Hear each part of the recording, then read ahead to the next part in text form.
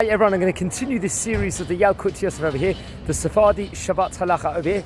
What better thing than to do Halacha with a gorgeous view surrounding me over here. Just before I get started, just to get you guys motivated for the shiur over here.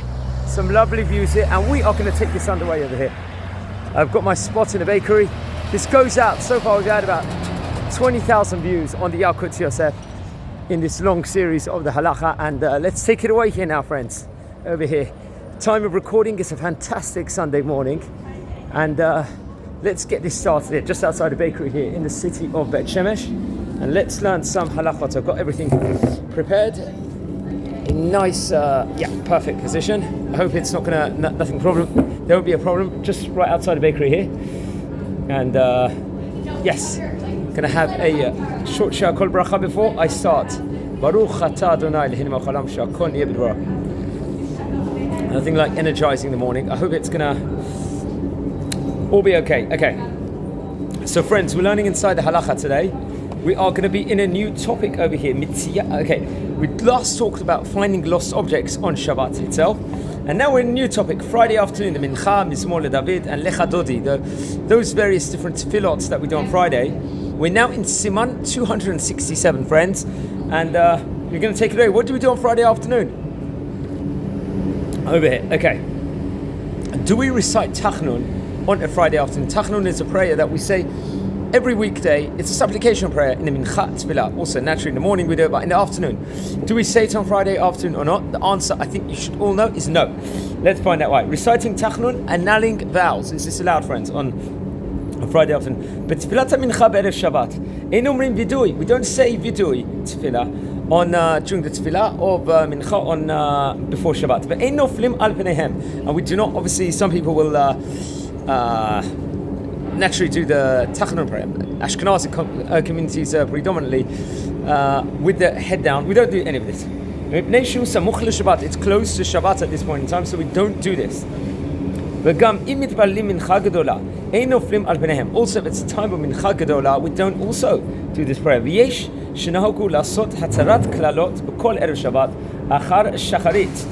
There are those that have this custom after Shacharit, the morning prayers, to actually have an annulling of curses or vows. They would practice this. Some people, I think, will do it on the Thursday afternoon. Or Kodem Tefillat Mincha, also before Mincha, the Mincha prayers, afternoon prayers. V'chena ha'nahik ha'mekubal ma'arash ma'arabi zeche livracha. It's also interesting. The custom was instituted in the synagogue of the great Kabbalist Rabbi Shalom Sharabi almost 400 years ago. It's actually fitting I say that because I believe on Shabbat, just yesterday, it was a Hilula of Rabbi Shalom Sharabi, the great rabbi that known as a Rosh Hashanah Kodesh also. So he actually would hold of potentially this also. As I said before, the congregations, the custom is to recite the text of Hatarat Klalot, the nullification of vows and curses, each Friday after Shacharit or before the Mincha Tefillah. So that was done very much by Rabbi Shalom Sharabi, if I'm not mistaken, over here, according to this second edition of the Yalkut Yosef. Correct time for Kabbalat Shabbat. When do we do it? Naturally, you all know the famous song Lecha Dodi Likrat Kala. In the Beit Knesset, we all sing it. Let's find out now. Lechatchila ro'ui likvoa zman tfilat mincha be'erev Shabbat ke-20 dakot kodem hashkia.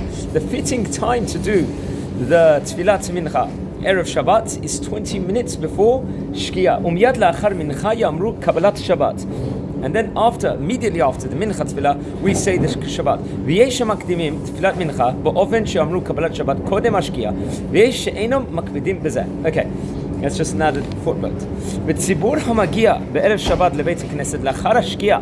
The congregation comes together after shkia. Mutar lehem litpalel mincha im chazrat hashliach tzibur lachar hashkia.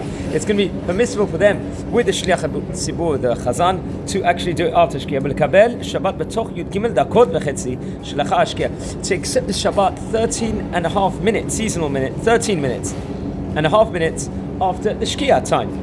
Kol shesh tzorech b'davar v'gam kedei limnoa machloket b'kara v'kahal. Okay. I want to try and avoid there being machloket or strife in a kahal. Other people, members of the kahal, might want to bring it in at a specific time. Some people early, a few minutes earlier. Some people might have to do it within these 13 and a half seasonal minutes. The Gamovan, שיש להיזהר את הקהל המגיע מאוחר לבית הכנסת, שלהם לפרוש ממלאכה כרבע שעה קודם השקיעה, כדי לקבל תוספת שבת בביתם. Okay.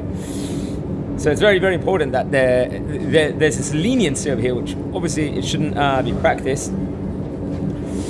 The members of the community should be warned that everyone must refrain from performing any acts of malacha from approximately 15 minutes before sunset, so that they will fulfill the mitzvah of adding time onto the Shabbat day. Over here. וכמובן, שיש להיזהר את הקהל המגיע מאוחר לבית כנסת, שלהם לפרוש מלאכה כרבע שעה קודם השקיעה, כדי לקבל תוספת שבת ביתם. או מי שיחל להתפלל מנחה בערב שבת, והוא סמוך לצאת הכוכבים, יתפלל מנחה, אף שיודע שבאמצע תפילה יגיע הזמן צאת הכוכבים, ובלבד שמתחיל את עמידה קודם צאת הכוכבים.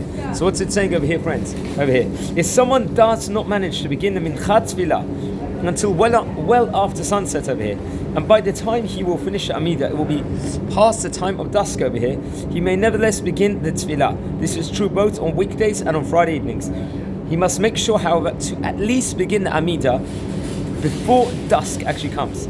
In fact, I'll add a footnote over here. The Sefer HaEshkol implied clearly that the congregation may not recite the repetition of the Amida unless the cantor over here, the Chazan, the Shliach Tzibur, will complete it before dusk. He's got that threshold time. If he cannot, the congregation should say the Kedusha with him at the start of the Midah. It's a shortened version of the Mincha Tefilla, and not recite the repetition at all because of the pressing need of the time. Okay. Nothing like a coffee in Israel. The coffee in Israel is very good. Okay. Friends, let's continue. We are on Halacha Dalet now over here. Now we're talking about putting tefillin, Halacha Gimel at the moment, putting tefillin on Erev Shabbat. Okay. הנוהגים להתפלל מנחה עם תפילין שהיא מורשה רבה בערב שבת, נכון שלא ינחו תפילין במנחה. Okay, so it's saying that those who have the custom of putting their tefillin on every Friday for the Mincha Tefilla should refrain from doing so on Shabbat, on Friday itself. It's not something that we should do on the Friday. Halacha Dalet at the moment, we're talking about responding to Baruch Hu before reciting the Mincha Tefilla over here. קבע ביראנו שמי שלא יתפלל מנחה בערב שבת הוא בא לבית כנסת ושמע אמירת ברך הוא מציבור במניין הסמוך ומתפללים ערבית בעוד יום, אין לו לענות עמהם ברך הוא, ועל הצד היוצא הטוב יתנה שאינו מקבל עליו שבת, ויהרהר עניית ברך הוא בליבו. Okay, we saw previously as above, if someone comes late to the synagogue and hears the Shliach Tzibur, the Chazan, declare Baruch Hu et Hashem HaMavorach, and this person that's actually turned up late to the synagogue has not yet even prayed the Mincha Tefilla over here, he should not respond with the Baruch Hu Hashem HaMavorach number 8 over here. For if he does so, he will no longer be able to pray Mincha. I remember one time, several years back, I wasn't so well versed in regards to what to do if one would do this, and I think I actually did this thing which I shouldn't have done. Someone told me off unequivocally at that point in time inside the synagogue. This was several years back while I wasn't fully versed in these halachot. In parentheses it says, this assumes that it's still early enough for him to begin the Amidah before dusk. That's the time period it is at the moment when you can do it. Sorry about the noise here. The best thing to do in this situation is to think the words Baruch Hu Hashem HaMavorach. You can think it in your mind, but not to say it. Not to stipulate it at all in that point in time. That he does not mean to accept the sanctity of Shabbat on himself at this moment. ומכל מקום, אם קיבל עליו שבת ביחידות, קודם שיתפלל מנחה, או שלא אמר יעלה ויבוא בראש חודש, חוזר מתפלל מנחה, כיוון שדין לא ענה ברוך הוא עם הקהל. Okay. If someone accepted the sanctity of Shabbat on himself in private, not with the congregation, and then he realized that he had not yet prayed the Mincha Tefillah, he may still pray it. Likewise, if he did pray Mincha, but it was Rosh Chodesh over here, Rosh Chodesh naturally every month, a new month, and he omitted the passage of Ya'aleh V'Yavo over here, which we talked about before in the previous session, he may pray the Mincha Tefillah, even if he has privately accepted the sanctity of Shabbat on himself at that point in time. Ya'aleh V'Yavo, you cannot compensate it in the Arvit Tefillah on Shabbat itself. It was Rosh Chodesh previously. Okay. Halacha Hey at the moment, we're talking about reciting Mincha after congregation except the Shabbat. Can you do this? Can you not?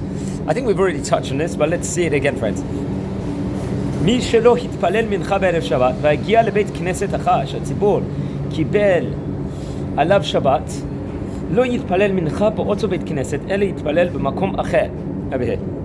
Ideally, if someone arrives at that synagogue after the congregation has already accepted Shabbat upon themselves, but he has not actually done the Mincha Tefilla, he may not pray the Mincha in that synagogue over here. Remember, we're talking about in Israel, you could have a galaxy of synagogues at this, so maybe it's better not to. Ideally, pray in a different place. אולם, אם בשעה שמתחיל להתפלל הציבור הדיין לא קיבל עליו שבת, רשאי להתחיל את העמידה, אף שידוע שבאמצע התפילה הציבור יגיע לקבלת שבת. Okay, if someone arrives shortly before the congregation will accept the Shabbat upon themselves, and you realize if he begins the Mincha Tefilla now, before he finishes the Amidah, the congregation will actually be at the point where they will accept the sanctity of the Shabbat on that day. He may nevertheless begin the Mincha in this synagogue. Remember, in many places, especially in Chutz La'aretz, even in Israel, you might only have one synagogue in a locale, so that doesn't necessarily apply if that would be the case scenario over there. Okay, there's going to be a little bit of noise now. I think there's a girl seminary that is right behind me there, probably going to the bakery over here. Halacha Vav, now friends. Manhigenu Shabbat Amirat Mizmor Ledavid V'lecha Dodi Hofchim et Bneihem letzad Ma'arav ומקום מנהג זה הוא בדברי הארי זכר לברכה, זכר צדיק לברכה, ואף שמחזירים אחרים לארון הקודש אין לפקפק במנהג זה, שסודתו בהררי קודש, והנח להם לישראל, ואין בזה לא איסור ולא גנאי, כיוון שעושים כן לשם קבלת שבת, וגם הספר תורה גבוה מן הארץ 10 טפחים. So friends, what's going on over here? Facing west during the Kabbalat Shabbat. Nachon, we all know that when we sing the Halachot Tefilla in many of the Beit Knessets, you actually turn to the other direction from where the people are standing over here. What's it talking about here? Our custom is to turn to face west when we recite the passages of Mizmor LeDavid and Lecha Dodi Likrat Kala. This custom is based on the teachings of the Arizal, and there are deep reasons for it. Okay, I'll just move the book over here. Why do we do this, friends? Even if while we actually face west, we have our backs turned to the synagogue's ark containing the Torah scrolls. Why can you do this? Can you not? This is a legitimate custom, and no one may protest it. That's how far he goes over here. This custom, not an affront for the ark, since we turn to the west in honor of greeting the Holy Shabbat. We're honoring the Shabbat over here, which is very critical, and not in the disregard of the ark's honor. We're not trying to remember the spares Aaron or Kodesh over here. We're doing it to mekabel the Shabbat over here. Furthermore, the Torah scrolls standing inside the ark are more than 10 tefachim higher than the floor, as if they are in the story about the synagogue itself naturally. Halacha Zayin, friends, over here. The procedure for Kabbalat Shabbat. Seder Kabbalat Shabbat. Minhag Chasidim v'Anshe Ma'aseh lomar shlosh pa'amim bo'i kala. It's interesting. With regards to the order of the Kabbalat Shabbat, the custom of the pious individuals was to actually say bo'i kala 3 times. I'll add to that. When accepting the sanctity of the Shabbat itself, to say actually 3 times over here.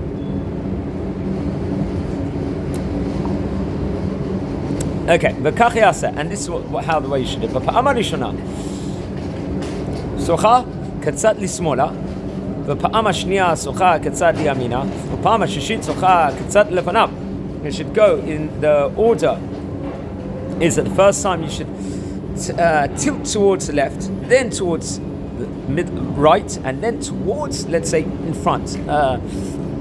And on a straight way. Or be'et Kabbalat Shabbat, who mekabel tosefet neshama yetera, we're accepting upon ourselves the extra soul at the time when we're bringing on the Shabbat itself. V'kshamo bo'i kala mekabel tosefet hanefesh shel naran. Okay, what's it saying over here? When we're saying the third, during the Kabbalat Shabbat prayer, we accept upon ourselves obviously the extra portion of the soul at that point in time. When saying the third bo'i kala, we receive the level called the nefesh. When we respond, Baruch Hu Hashem Ambrach Lamed, we receive the level called Ru'ah. And at the end of the blessing, following the Shema Tefillah, when we recite the words, we receive the level called a Neshama over here. Okay, so friends, okay. ובעת קבלת שבת הוא מקבל תוספת נשמה יתרה. כשאומר בואי קלה מקבל תוספת הנפש של נרן, ואחר כך שעונה ברוך השם המבורך ללמד מקבל תוספת הרוח של נרן. וכשאומר בסוף ברכות קריאת שמע ופרוס, עלינו בעל ירושלים ערך סוכת שלום, מקבל תוספת לשמה של שנרן. We're getting the extra soul inside ourselves. בעת שאומרים יבוא קלה, בזה מקבלים את השבת לפי מנהגנו. אוקיי, ומנהג לסמוך לבואי קלה, פרק במי מדליקין. We all know in the synagogues we say the Tefilla of Kabbalat, which is a second installment, the second Mishnah perek in Mishnah Mesachet Shabbat. We say that in the synagogues. ואחר כך אומרים מזמור של יום השבת. וכן ראוי להנהיג. Okay, so what's it saying over here? In many congregations in Yerushalayim, the custom is to recite the chapter of B'mei Madlikin immediately after Lechadodi, and then the passage of Mizmor Shir Yom HaShabbat.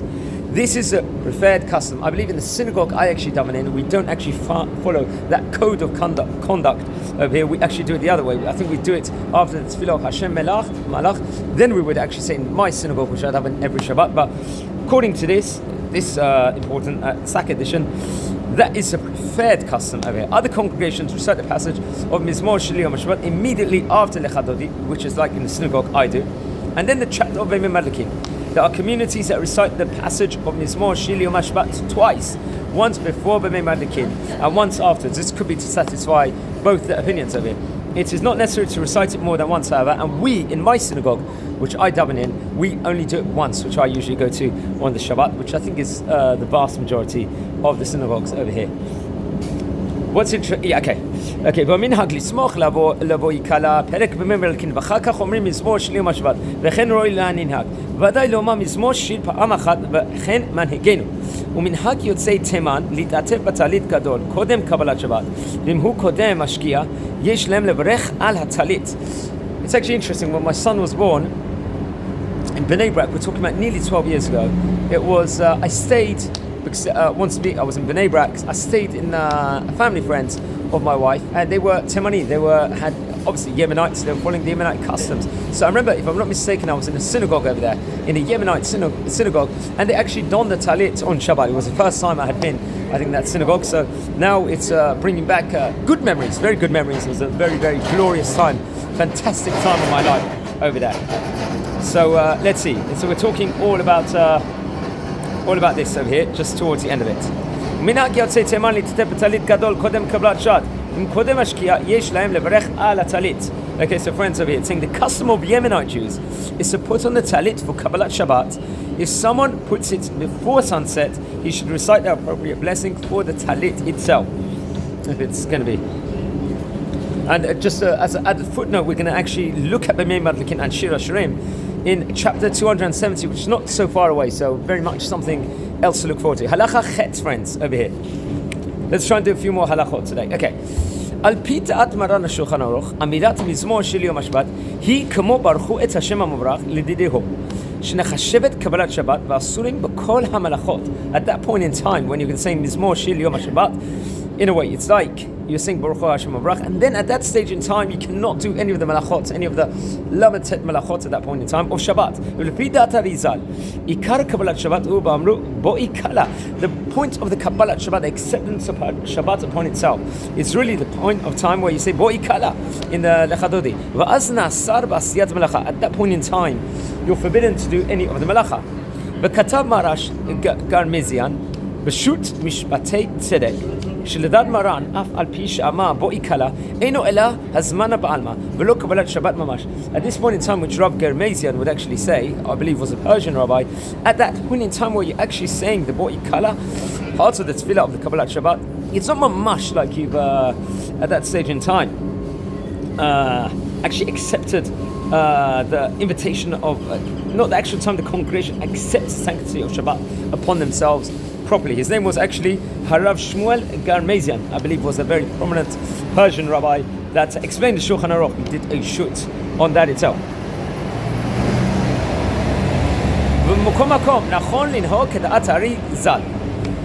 The proper minhag is to follow the Ari HaKodesh, the Ari Zal, within regards to this, the teachings of his. Halacha Tet at the moment. Now we're talking about adding time to the Shabbat itself. What ramifications will it have within regards to Kabbalat Shabbat and other things?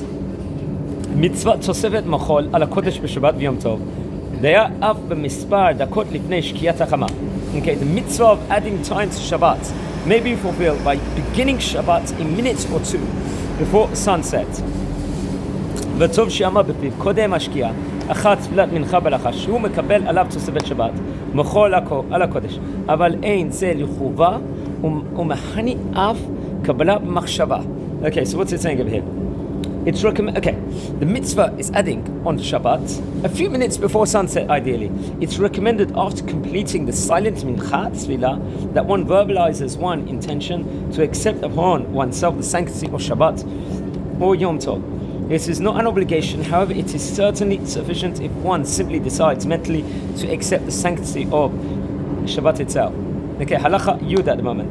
Performing forbidden acts after accepting Shabbat.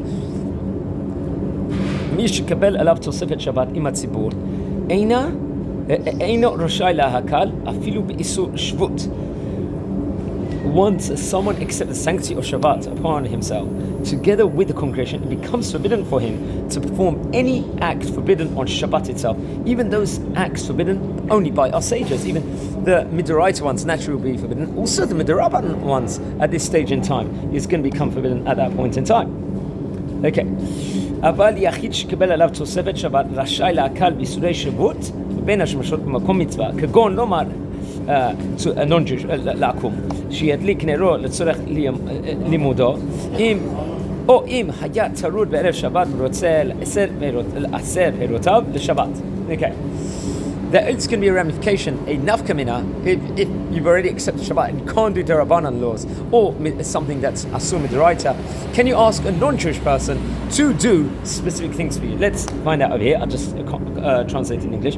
If someone accepts sanctity of Shabbat upon himself on his own, not with the congregation, then he may still perform acts forbidden by our sages to do on Shabbat if it is necessary for the sake of a mitzvah.